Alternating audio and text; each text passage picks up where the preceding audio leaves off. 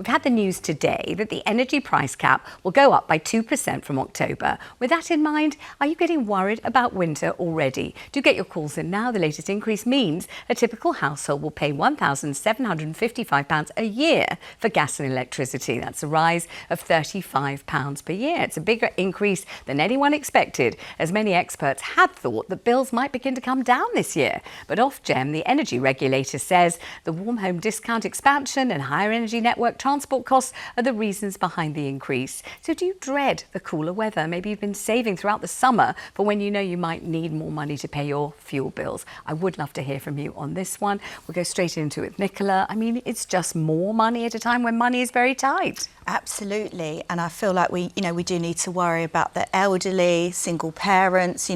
Last year we had the whole thing about eating and heating, and that's a worry. So yeah, I think it's a worrying time for everyone. With, as you say, the cost of living is already tricky, but it's not equal, is it? And we do have to worry about vulnerable people. So I am personally worried about vulnerable people. And Carrie, suddenly today the weather's beginning to change. People are feeling that first feeling that autumn is imminent. And it's when that happens you start thinking, oh my gosh, always think, how much longer till I have to turn the heating on? Yeah, and I'm in that middle income group, and I go around my house turning radiators off at certain points. But now having warm hubs for people to go to during the day is now normal. That was when was that? No one had ever heard of that. No. When was that a thing? But these, church spaces, community centres have now become those spaces where people can go to during the day, and I think that is a real worry. I mean, it's great that people get to gather in those spaces, and I'm all for that. But it shouldn't be that people have to. It's insane. I mean, Albie, we've heard so much about the winter fuel allowance. We've heard about it. We had people worried sick about it, who now will get it, people who still won't get it, people are going to have to give it back, and they're going to be worrying about the complexities of that. But throughout all of this, have you felt that maybe what the government ought to do is intervene and make prices, cap at a certain amount and make sure that that's the case? Well, I think the price rise that we're seeing is already the result of a cap. If it was just left to the market, things might look quite different. So there is already a cap in place, and there has been a cap in place for some time. And I appreciate the concerns that people have about £35 extra a year, but that is less than £1 extra a week. Now, there are some people who will struggle to pay that extra at less than £1 a week, but the vast majority of people will be able to afford an extra £35 on top of their bills.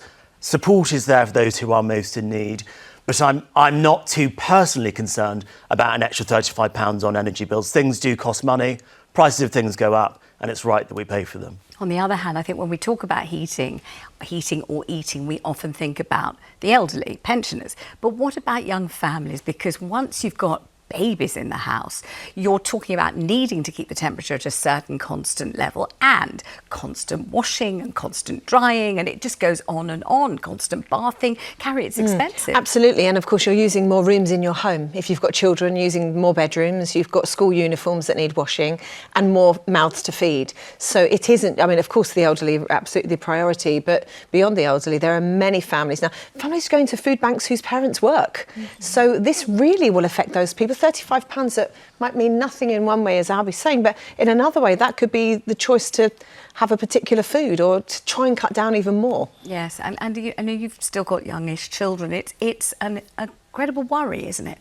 So mine are a bit older, but I'm the same as Carrie. They're constantly leaving the lights on. They constantly leave their PlayStations on, and they won't listen to me when I say to them, well, that's an extra £2 a day. They go, well, what's that? And I'm like, no, let's all work on turning lights off. And, my eldest has about 5 showers a day. And I'm, as I say, I'm not worried about the £35. And I can completely agree that, without it being capped, it could have been a lot more, but there is so many vulnerable people. And as you say, we're realising that from the hubs that we're needing, from the food banks that we're needing, and that's where my worry comes in. It comes into the elderly and also, the families that are in need with young children children that are going to go, we're going to talk about homeschooling, but children that are going to go to school hungry, and then we're wondering why they can't concentrate. That's a worry. Absolutely. I mean, my younger daughter was a primary school teacher, and there was no question that some children in the school needed to be given breakfast when they arrived, because otherwise they just couldn't concentrate. They couldn't learn anything because they were hungry, and, you know, nobody quite knew what they'd had the night before either. You know, they knew they'd had school dinners, but that was all they could really rely on. And, you know, some people are in properly dire straits, Carrie. And I think we have to realise they are in dire straits. That isn't just about gaslighting parents and saying these parents are dreadful, they didn't give their children a breakfast.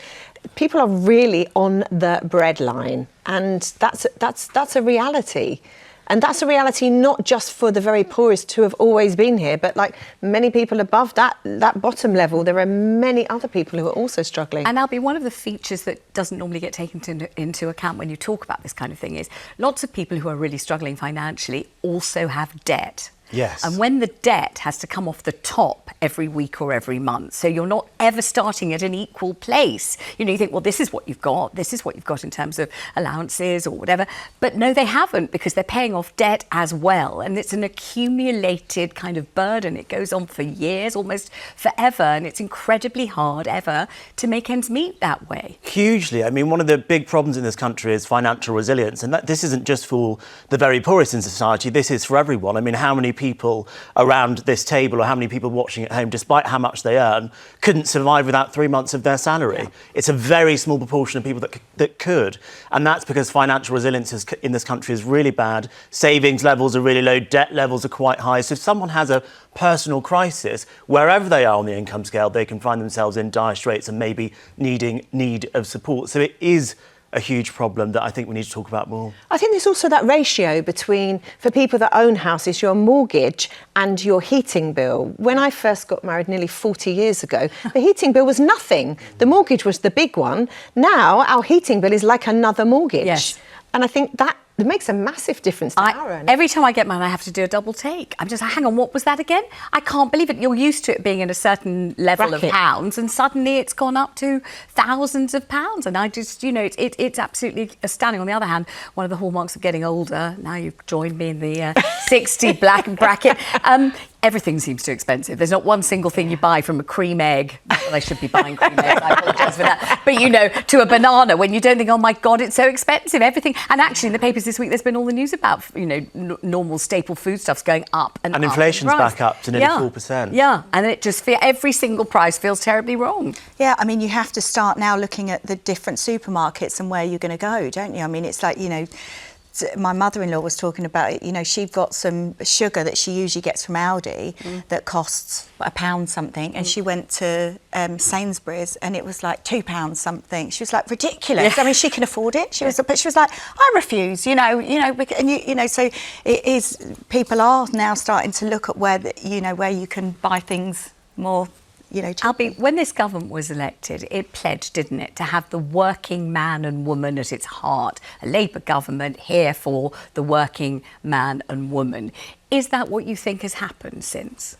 Look, this Labour government has had a really difficult first 12 months in power. I think they promised a lot at the last election. They've not really been able to deliver on all that much. And I think when you talk about being a government that is going to implement such huge changes and everyone's lives are going to improve, and then after a year, no one feels any better off, in fact, people feel worse off, they're going to be upset about that. So I think this government have left a lot to be desired. Do you feel, Carrie, that there were great hopes and somehow or other they seem punctured? Every week there seems something else that's punctured. I think that perhaps some of us were quite idealistic about thinking, oh, everything will change, everything will get better. But it's not. These do feel, I think post-COVID is probably the closest thing that we've had to the post-war years, where people really are having to cut back on crazy levels. But I do live in London. I drive through London and I'm like, people are living in houses. These cost gazillions. You know, are all these people struggling as well? Well, it depends, doesn't it? If they bought it a long time ago and they never really had much money, they were able to get in without being rich, and now they're struggling to keep up the property. Because I keep saying, well, tax the rich, but then everyone on these panels, on these shows, like, oh no, all the rich have left the country. So what is the solution? I don't know what the solution is, do you? Absolutely not. Don't look at me, Vanessa.